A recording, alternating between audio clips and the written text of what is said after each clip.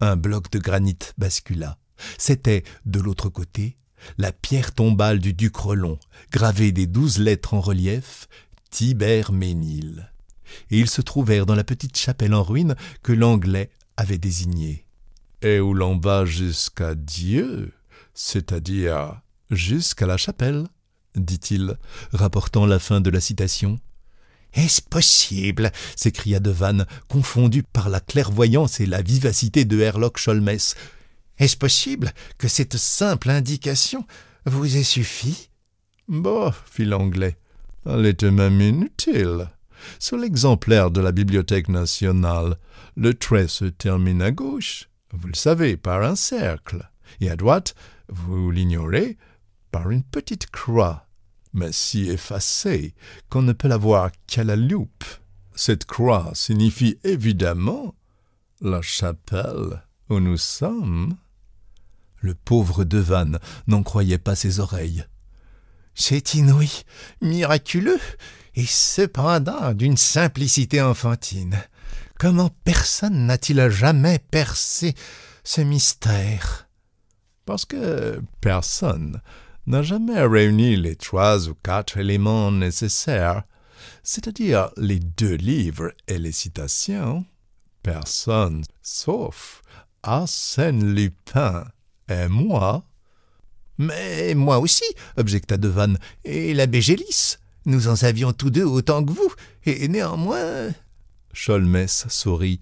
« Monsieur Devanne, tout le monde n'est pas apte à déchiffrer les énigmes. »« Mais voilà 10 ans que je cherche, et vous, en 10 minutes... » Bah, l'habitude. Ils sortirent de la chapelle, et l'Anglais s'écria.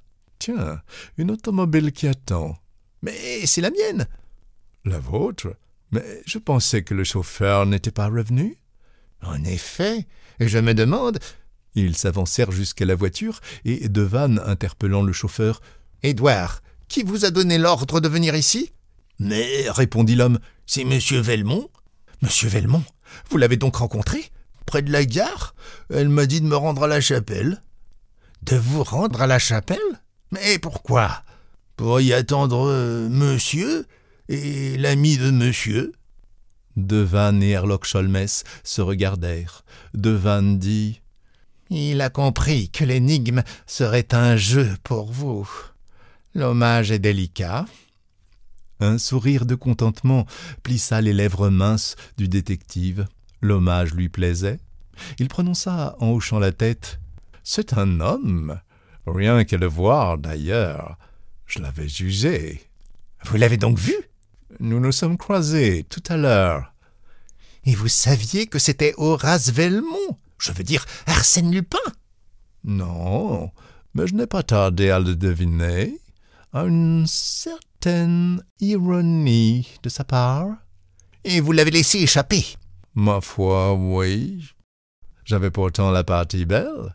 5 gendarmes qui passaient. »« Mais sacrebleu, c'était l'occasion ou jamais de profiter. »« Justement, monsieur, dit l'Anglais avec hauteur, quand il s'agit d'un adversaire comme Arsène Lupin, Herlock Sholmès ne profite pas des occasions. Il les fait naître.